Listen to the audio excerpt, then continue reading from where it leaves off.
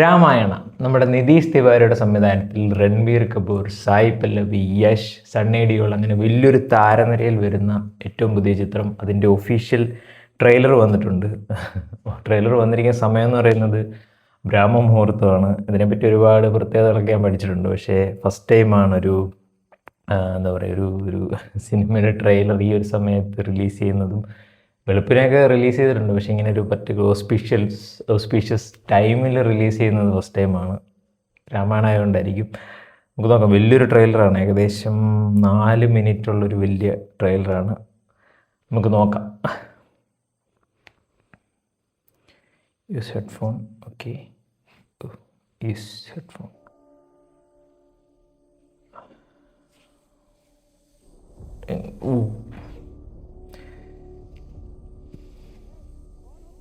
രാവണൻ തന്നെയാണെന്ന് തോന്നുന്നു.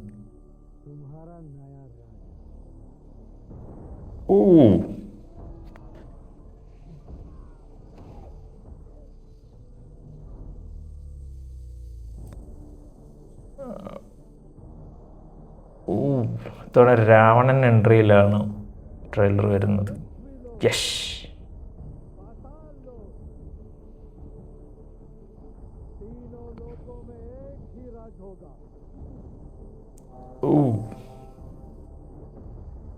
അത് ഐരാവതമല്ലേ?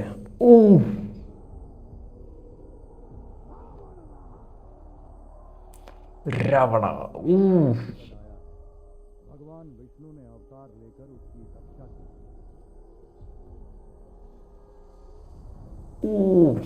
That epic shot. First ball. Ram.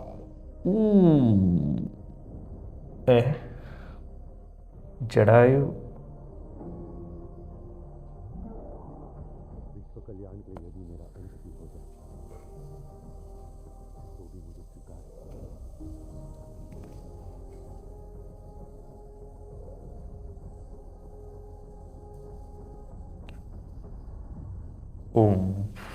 സീതാദേവിയുടെ intro ആയിരിക്കാം.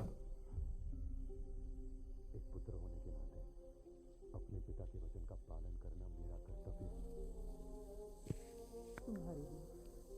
വനവാസത്തിൻ്റെ ഒരിത്.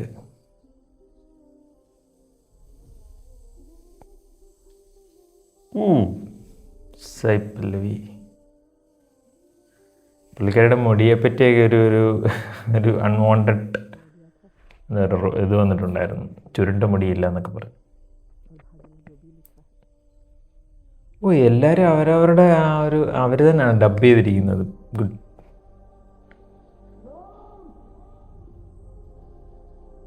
ദശരഥ നമുക്കറിയാവുന്ന കഥയായതുകൊണ്ട് പിന്നെ എക്സ്പ്ലെയിൻ ചെയ്തൊരു സമയം കളയുന്നില്ല.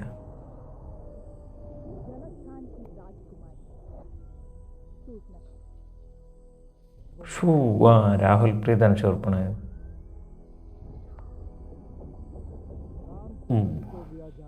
പുഷ്പകവിമാനം വരല്ല പോലെ. राम की मृत्यु साधारण हो ना उसका अपमान। रावण तीनों लोगों का स्वामी है तो तीनों लोगों के सामने उसका वध करूंगा। मैं अपनी सीता को वापस लूंगा।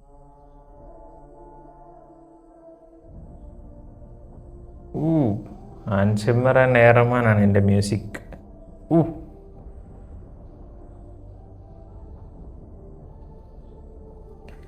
Rama born to protect.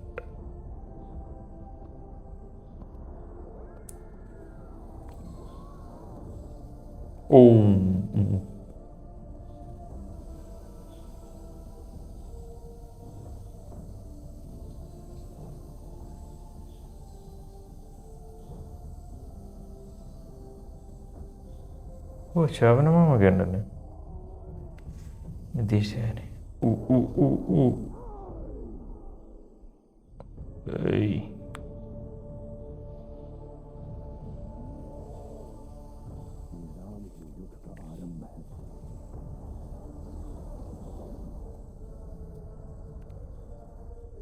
Visual അവരതിൻ്റെ എൻ്റയർ ടീം പണിയെടുത്തിട്ടുണ്ട്. ഇതിൻ്റെ ഒരു ഫസ്റ്റ് രാമ എന്നും പറഞ്ഞിട്ടൊരു ഗ്ലിംസ് വന്നിട്ടുണ്ട്. ആ സമയത്ത് ഏറ്റവും കൂടുതൽ വന്നൊരു നെഗറ്റീവ് സൈഡെന്ന് പറയാം. അതിനകത്ത് ഇപ്പം ഇന്ത്യയുടെ ഇതാണ്, ഇന്ത്യയെ പറ്റിയാണ് കാണിക്കുന്നത്, ഇന്ത്യയിൽ നടന്നൊരു കഥ എന്ന് പറഞ്ഞ് നമ്മൾ അവതരിപ്പിക്കുമ്പോൾ അതിനകത്ത് ഒരു പരിധിക്കപ്പുറത്തോട്ടൊരു വെസ്റ്റേൺ ഈ പറയുന്ന ഈ രാക്ഷസന്മാരെ കാണിക്കുമ്പോൾ ഇംഗ്ലീഷ് സിനിമയിലൊക്കെ നമ്മൾ കണ്ടിട്ടുള്ള, അല്ലെങ്കിൽ ഇംഗ്ലീഷ് സിനിമയിലൊക്കെ കണ്ടിട്ടുള്ള എഫക്റ്റ്, അങ്ങനെ ആ ഒരു ഇൻസ്പിറേഷൻ ഒരുപാട് വന്നിട്ടുണ്ടെന്ന് ഒരുപാട് ആളുകൾ അതിനെ ക്രിട്ടിസൈസ് ചെയ്തിട്ടുണ്ടായിരുന്നു. ആ വിഷ്വലിനെ പറ്റിയിട്ടും അത് അത്ര പെർഫെക്റ്റ് അല്ല എന്ന് പറഞ്ഞിട്ടുണ്ടായിരുന്നു. എസ്പെഷ്യലി ഇതിൻ്റെ ബജറ്റ് എന്ന് പറയുന്നത് 2 പടം, ഇത് ഫസ്റ്റ് പാർട്ട് സെക്കൻഡ് പാർട്ട് ആ ഒരു കൺസെപ്റ്റ് ആയതുകൊണ്ട് ഏകദേശം 4000 കോടിയാണ് ഇതിൻ്റെ ഒരു ബജറ്റ് എന്ന് പറയുന്നത്. സോ അതിനകത്ത് അവർ ആക്ച്വലി ആ ബജറ്റിനുള്ളത് ചെയ്തിട്ടില്ല. അത് ക്രിട്ടിസൈസ് ചെയ്യുന്നവർ നമ്മളൊരു ചെറിയ സ്ക്രീനിൽ കാണുന്നതുകൊണ്ടുള്ള പ്രശ്നം കൂടെ ആയിരിക്കും. എന്നാലും അങ്ങനെ പറഞ്ഞിട്ടുണ്ടായിരുന്നു. പക്ഷേ ഇതിനകത്ത് കുറച്ചുകൂടെ വിഷ്വൽ കുറച്ചുകൂടെ അടിപൊളിയാക്കിയിട്ടുണ്ട്. എന്താ പറയുക, ഈ നമ്മൾ ഈ കാണുന്ന രാക്ഷസന്മാരെ കുറച്ചുകൂടെ ഒന്ന് ഒരു ഇന്ത്യൻ ഇതിലേക്ക് മാറ്റിയിട്ടുണ്ട്. പക്ഷേ എന്നാലും ആ ഒരു പരിധിക്കപ്പുറത്തോട്ട് വരുമ്പോൾ ആ ഒരു ഇൻസ്പിറേഷൻ വരും. കാര്യം വെച്ചാൽ അനിമേഷനാണ് എന്ത് പറഞ്ഞാലും നമ്മളെപ്പോഴും ആ ഒരു രീതിയിലും കൂടെ വരുമല്ലോ, അതിനകത്ത് പറയേണ്ട കാര്യമില്ല. പക്ഷേ വിഷ്വൽ സൈഡ് എന്ന് പറയുന്നത് നമ്മൾ ഇന്ത്യയിൽ കണ്ടിട്ടുള്ള അവർ ആ പണം മുടക്കിയതിൻ്റെയൊക്കെ കാണാനുണ്ട്. എസ്പെഷ്യലി റിയൽ നമ്മളൊരു വിഷ്വൽ പോയി ഷൂട്ട് ചെയ്യുന്ന പോലെയല്ല ഇത്. എൻ്റെ ഒരു സാധനം മെജോറിറ്റി ഒരു ഗ്രീൻ സ്ക്രീനിൽ ഷൂട്ട് ചെയ്തതിന് ശേഷം ബാക്കിയുള്ള എല്ലാ സാധനവും 3Dയിൽ ചെയ്തെടുക്കുമ്പോൾ അതിൻ്റെ ഒരു വിഷ്വൽ ക്വാളിറ്റി ആ സാധനങ്ങളൊക്കെ ഉണ്ട്, അതൊക്കെ അതിനകത്ത് കാണിക്കുന്നുണ്ട്. പിന്നെ ഈ കഥ എന്ന് പറയുമ്പോൾ നമുക്കറിയാവുന്ന കഥ തന്നെയാണ്, പക്ഷേ ഇതിന് 2 പാർട്ടായിട്ടാണ് ചെയ്തത്. അതായത് ആ ഒരു യുദ്ധം, ഫസ്റ്റ് യുദ്ധം വരെ ആയിരിക്കും ഇതിൻ്റെ ഒരു എന്ന് പറയുന്നത്. ഇവർ അതിൻ്റെ ഒരു ഇൻ്റർവ്യൂവിൽ പറഞ്ഞിട്ടുണ്ടായിരുന്നു, ഇതിൻ്റെ ഒരു ക്ലിഫ് ഹാങ്ങർ കണ്ടിട്ട് നിങ്ങൾ ഞെട്ടും എന്നൊക്കെ പറഞ്ഞിട്ട്. നമുക്ക് ഓൾറെഡി അറിയാവുന്നൊരു കഥയുടെ ഒരു ക്ലിഫ് ഹാങ്ങർ ഏത് പോയിന്റിലായിരിക്കും എന്നുള്ളത് മാത്രമാണ് ഒരു ഇത്.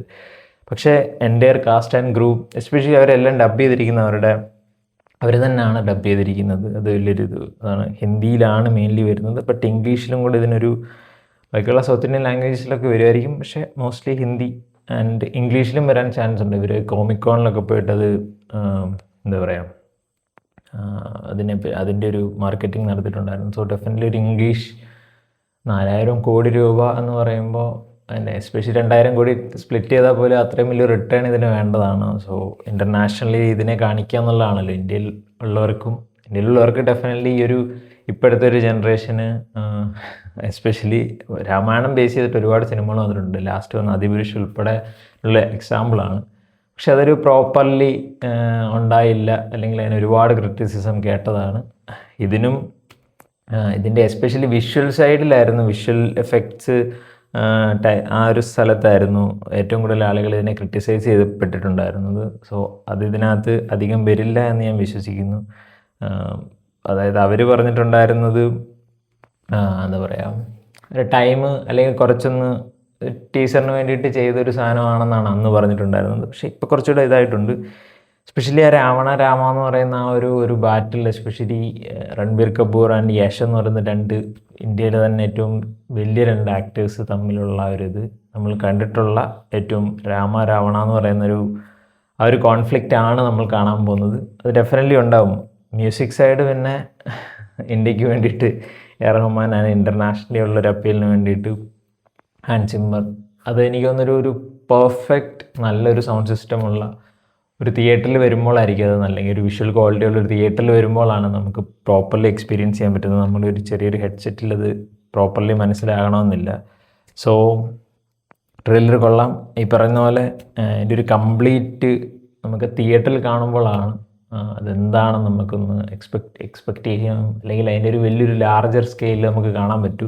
സോ അതിന് വേണ്ടിയിട്ട് നമുക്ക് വെയിറ്റ് ചെയ്യാം. ശരി, കൊള്ളാം. ഈ ഒരു രാവണൻ്റെ എനിക്കൊന്ന് ഈക്വൽ കഥകൾക്ക് അങ്ങനെ ഒരു ബാലൻസ് കൊടുത്തിട്ടുണ്ട്. രാവണൻ്റെ ആ കഥ ഒരു സൈഡിൽ കൂടെ പോകുന്നു, രാമൻ്റെ കഥയും കൂടെ ഒരു സൈഡിൽ പോകുന്നു. ഒരു പോയിന്റിൽ ഇവർ കാണുന്നിടത്ത് തന്നെ ആയിരിക്കും ഇതിൻ്റെ ഒരു എൻഡ് വരുന്നത്. പിന്നെ ബാക്കിയുള്ള യുദ്ധം വലിയൊരു കാര്യം, യുദ്ധകാന്ഡം ഒക്കെ ആയിരിക്കും എൻ്റെ സെക്കൻഡ് പാർട്ടിൽ വരുന്നത്. കാത്തിരിക്കുക എന്താണെന്നുള്ളത്. പക്ഷേ ട്രെയിലർ കൊള്ളാം, നല്ല വിഷ്വൽസ്, നല്ല മ്യൂസിക് ആൻഡ് വെയിറ്റ് ചെയ്യാം. സോ നിങ്ങൾ ഈ ഒരു ട്രെയിലർ കണ്ടിട്ടുണ്ടെങ്കിൽ എൻ്റെ അഭിപ്രായം